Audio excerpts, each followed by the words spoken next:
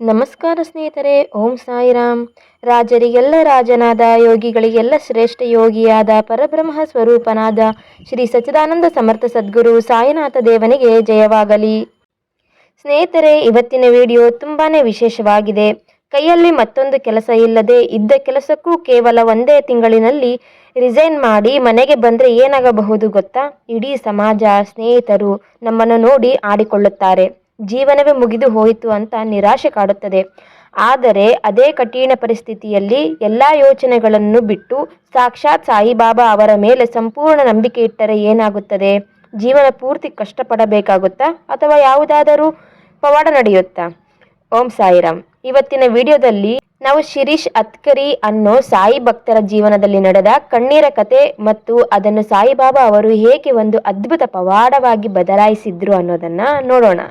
ಈ ಒಂದು ಅದ್ಭುತ ಸಾಯಿ ಲೀಲೆಯನ್ನು ಸಾಯಿಬಾಬಾ ಆಫ್ ಇಂಡಿಯಾ ವೆಬ್ಸೈಟ್ನಿಂದ ಆಯ್ದುಕೊಳ್ಳಲಾಗಿದೆ. ಈ ವಿಡಿಯೋ ಮುಗಿಯೋಷ್ಟರಲ್ಲಿ ನಿಮಗೆ ಸಾಯಿಬಾಬಾ ಅವರು ಸದಾ ಹೇಳುತ್ತಿದ್ದ ಶ್ರದ್ಧೆ ಮತ್ತು ಸಬೂರಿ ಅಂದರೆ ಏನು ಅನ್ನೋ ನಿಜವಾದ ಅರ್ಥ ಸಿಗುತ್ತೆ. ಕೊನೆಯವರೆಗೂ ಮಿಸ್ ಮಾಡದೆ ನೋಡಿ. ಪ್ರತಿಯೊಬ್ಬ ಸಾಯಿ ಭಕ್ತರಲ್ಲಿ ವಿನಂತಿ ಏನಂದರೆ, ನೀವು ಸಾಯಿ ಭಕ್ತರಂತ ನನಗೆ ತಿಳಿದಿದೆ, ಹಾಗಾಗಿ ಈ ಚಾನಲ್ನ ಸಬ್ಸ್ಕ್ರೈಬ್ ಮಾಡ್ಕೊಳ್ಳೋದನ್ನ ಮರಿಬೇಡ್ರಿ. ಲೈಕ್ ಮಾಡಿ, ಶೇರ್ ಮಾಡಿ, ಕಮೆಂಟ್ ಮಾಡಿ ಓಂ ಸಾಯಿರಾಮ್ ಅಂತ. ಸಾಧ್ಯ ಆದರೆ ಸ್ಕ್ರೀನ್ ಮೇಲೆ ಕಾಣ್ತಿರೋ ನಂಬರಿಗೆ ಕಾಲ್ ಮಾಡಿ ನಿಮ್ಮ ಅನುಭವನ ಹಂಚ್ಕೊಳ್ಳಿ. ಇಲ್ಲ ಅಂತಂದರೆ ಡಿಸ್ಕ್ರಿಪ್ಷನಲ್ಲಿ ವಾಟ್ಸಪ್ ಗ್ರೂಪ್ ಲಿಂಕ್ ಕೊಟ್ಟಿರ್ತೀನಿ, ಜಾಯ್ನ್ ಆಗಿ. ಅಲ್ಲಿ ನೀವು ಅಡ್ಮಿನ್ ಲಾವಣ್ಯ ಅಂತ ಇರುತ್ತೆ, ನೀವು ನನಗೆ ಮೆಸೇಜ್ ಮಾಡಿನೂ ಸಹಿತ ನಿಮ್ಮ ಅನುಭವನ ನೀವು ನನಗೆ ತಲುಪಿಸಬಹುದು, ಅಥವಾ ಕಮೆಂಟ್ ಮಾಡಿ ನಿಮ್ಮ ಅನುಭವನ ನೀವು ಹಂಚ್ಕೊಳ್ಬಹುದು. ಯಾಕೆ ಅಂತಂದರೆ ಸಾಯಿ ಭಕ್ತರಿಗೆ ನಿಮ್ಮ ಅನುಭವಗಳು ಮೋಟಿವೇಶನ್ ರೀತಿ ಪ್ರೇರಣೆ ನೀಡುತ್ತೆ ಮತ್ತು ಸಾಯಿಬಾಬಾರವರಲ್ಲಿ ನಂಬಿಕೆ ಹೆಚ್ಚಾಗೋ ರೀತಿ ಮಾಡುತ್ತೆ ಮತ್ತು ಸಾಯಿ ಭಕ್ತರನ್ನು ಹೆಚ್ಚಿಸಿದಾಗ ಆಗುತ್ತೆ. ಹಾಗಾಗಿ ಸಾಯಿ ಭಕ್ತರು ತಪ್ಪದೆ ಈ ಕೆಲಸನ ಮಾಡಬೇಕಾಗಿ ವಿನಂತಿಸಿಕೊಳ್ತೀನಿ. ಬನ್ನಿ ಸ್ನೇಹಿತರೆ, ಏನಾಗಿದೆ ಸಾಯಿ ಭಕ್ತನ ಜೀವನದಲ್ಲಿ ಪವಾಡ ಅನ್ನೋದನ್ನು ತಿಳಿದುಕೊಳ್ಳೋಣ. ಸಾಯಿ ಭಕ್ತರೇ, ಗಿರೀಶ್ ಅವರಿಗೆ ಕಾಲೇಜು ಕ್ಯಾಂಪಸ್ ಸೆಲೆಕ್ಷನ್ ಮೂಲಕ ಜೂನ್ ಮಧ್ಯಭಾಗದಲ್ಲಿ ಒಂದು ಕಂಪನಿಯಲ್ಲಿ ಕೆಲಸ ಸಿಗುತ್ತದೆ. ಆದರೆ ಕಾರಣಾಂತರಗಳಿಂದ ಅವರಿಗೆ ಆ ಕೆಲಸದಲ್ಲಿ ನೆಮ್ಮದಿ ಇರಲಿಲ್ಲ. ಅದನ್ನು ಅವರು ಎಂಜಾಯ್ ಮಾಡಲು ಸಹ ಸಾಧ್ಯವಾಗುತ್ತಿರಲಿಲ್ಲ. ಹಾಗಾಗಿ ಕೆಲಸಕ್ಕೆ ಸೇರಿದ ಕೇವಲ 1 ತಿಂಗಳುಗಳಲ್ಲೇ ಅವರು ಆ ಕೆಲಸವನ್ನು ಬಿಡುತ್ತಾರೆ. ಅದು ಅವರ ಜೀವನದ ಅತ್ಯಂತ ಕಠಿಣ ನಿರ್ಧಾರ ಮತ್ತು ಕಷ್ಟದ ಸಮಯವಾಗಿತ್ತು. ಅವರ ಸ್ನೇಹಿತರೆಲ್ಲರೂ ಕೈಯಲ್ಲಿ ಮತ್ತೊಂದು ಕೆಲಸ ಸಿಗುವವರೆಗೂ ಈ ಕೆಲಸವನ್ನು ಬಿಡಬೇಡ, ಆಮೇಲೆ ಪಶ್ಚಾತ್ತಾಪ ಪಡುತ್ತೀಯ ಎಂದು ಬುದ್ಧಿ ಹೇಳಿದ್ರು. ಆದರೂ ಅವರು ಬಾಬಾ ಮೇಲೆ ಭಾರ ಹಾಕಿ ಕೆಲಸಕ್ಕೆ ರಾಜೀನಾಮೆ ಮಾಡಿ ಮನೆಗೆ ಬರುತ್ತಾರೆ. ಮನೆಗೆ ಬಂದು ಹೆತ್ತವರ ಜೊತೆ ಕಳೆದ ಆ ಕೆಲವು ದಿನಗಳಲ್ಲಿ ಅವರಿಗೆ ಶ್ರದ್ಧೆ ಅಂದರೆ ಏನು ಅನ್ನೋ ನಿಜವಾದ ಅರ್ಥದ ಅರಿವಾಗುತ್ತದೆ. ಅವರು ತಮ್ಮ ಮನಸ್ಸಿನಲ್ಲಿ ಯಾವುದೇ ಆತಂಕ ಅಥವಾ ಚಿಂತೆಗೆ ಜಾಗ ಕೊಡದೆ ಬಾಬಾ ಮೇಲೆ ಸಂಪೂರ್ಣ ನಂಬಿಕೆ ಇಡುತ್ತಾರೆ. ಬಾಬಾ ಮಾಡಿದ ಪವಾಡ ನೋಡಿ. ಕೆಲಸ ಬಿಟ್ಟ ಕೇವಲ 1 ವಾರದ ಒಳಗಾಗಿ ಶಿರೀಶ್ ಅವರಿಗೆ ಮತ್ತೊಂದು ಅತ್ಯುತ್ತಮ ಕೆಲಸ ಸಿಗುತ್ತದೆ. ಅಷ್ಟೇ ಅಲ್ಲ, ಆ ಕೆಲಸದ ಕನ್ಫರ್ಮೇಷನ್ ಆರ್ಡರ್ ಸಿಕ್ಕಿದ್ದು ಸಾಕ್ಷಾತ್ ಬಾಬಾರ ದಿನವಾದ ಗುರುವಾರದಂದು. ಈ ಹೊಸ ಕೆಲಸದಲ್ಲಿ ಅವರಿಗೆ ಹಳೆಯ ಕಂಪನಿಗಿಂತ ಉತ್ತಮ ಸಂಬಳದ ಪ್ಯಾಕೇಜ್ ಮತ್ತು ಒಳ್ಳೆಯ ಸಿಟಿಯೂ ಸಿಗುತ್ತದೆ. ನಮ್ಮಲ್ಲಿ ತುಂಬಾ ಜನಕ್ಕೆ ಲೈಫ್ನಲ್ಲಿ ಈ ತರಹದ ಗೊಂದಲ, ಕಷ್ಟದ ಪರಿಸ್ಥಿತಿ ಬಂದೇ ಇರುತ್ತದೆ. ನಿಮಗೂ ಎಂದಾದರೂ ಸಾಯಿಬಾಬಾ ಮೇಲೆ ನಂಬಿಕೆ ಇಟ್ಟು ಯಾವುದಾದರೂ ಕಠಿಣ ನಿರ್ಧಾರ ತೆಗೆದುಕೊಂಡಾಗ ಇಂತಹ ಪವಾಡ ನಡೆದಿದೆಯಾ? ನಿಮ್ಮ ಜೀವನದಲ್ಲೂ ಬಾಬಾ ಪವಾಡ ಮಾಡಿದ್ದಲ್ಲಿ ಈಗಲೇ ಕಮೆಂಟ್ ಬಾಕ್ಸಿನಲ್ಲಿ ಓಂ ಸಾಯಿರಾಮ್ ಅಂತ ಬರೆದು ನಿಮ್ಮ ಸಾಯಿ ಅನುಭವವನ್ನು ನಮ್ಮೊಂದಿಗೆ ಹಂಚಿಕೊಳ್ಳಿ. ಶ್ರದ್ಧಾ ಮತ್ತು ಸಬೂರಿ ನಿಯಮಗಳು.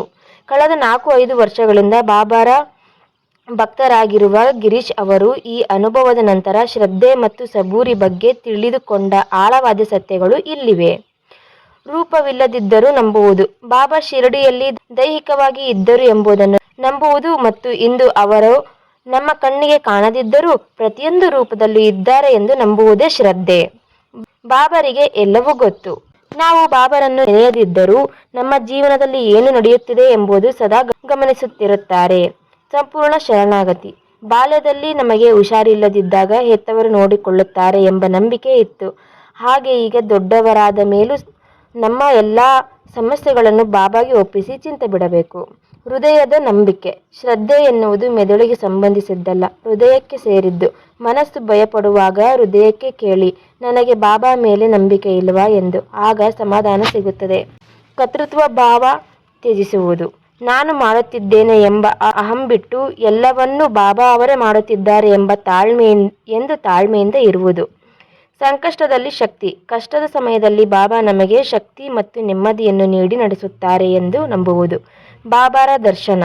ಬಾಬಾ ಯಾವುದೇ ರೂಪದಲ್ಲಿ ಬಂದು ನಮಗೆ ದರ್ಶನ ನೀಡಿ ಪರಮಾನಂದವನ್ನು ಉಂಟು ಮಾಡುತ್ತಾರೆ.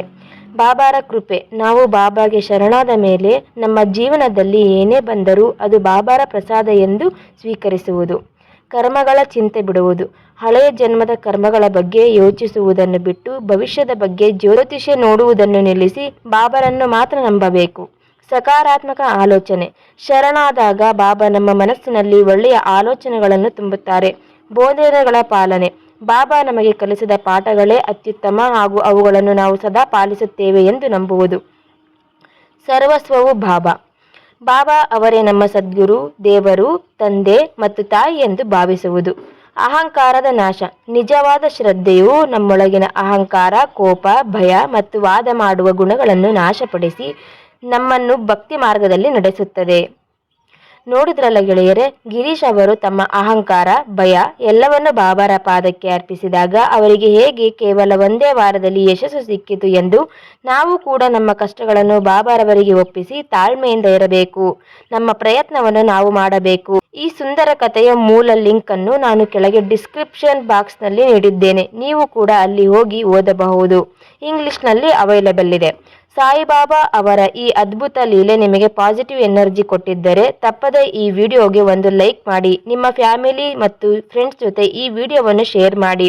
ಇಂತಹದೇ ಮತ್ತಷ್ಟು ಸಾಯಿ ಪವಾಡಗಳನ್ನು ಕೇಳಲು ನಮ್ಮ ಚಾನಲ್ಗೆ ಈಗಲೇ ಸಬ್ಸ್ಕ್ರೈಬ್ ಮಾಡಿ. ಸದಾ ಸಾಯಿ ನಾಮಸ್ಮರಣೆ ಮಾಡಿ. ಒಳ್ಳೆಯದೇ ಆಗುತ್ತದೆ. ಓಂ ಸಾಯಿರಾಮ್. ಜೈ ಸಾಯಿರಾಮ್. ಸದ್ಗುರು ಸಾಯಿನಾಥ್ ಮಹಾರಾಜ್ ಕಿ ಜೈ. ಮತ್ತೆ ಮುಂದಿನ ವಿಡಿಯೋದಲ್ಲಿ ಅದ್ಭುತವಾದಂತಹ ಶಿರಡಿ ಸಾಯಿ ಬಾಬಾರವರ ಪವಾಡದೊಂದಿಗೆ ಆಗಮಿಸುತ್ತೇನೆ. ಅಲ್ಲಿಯವರೆಗೆ ಓಂ ಸಾಯಿರಾಮ್.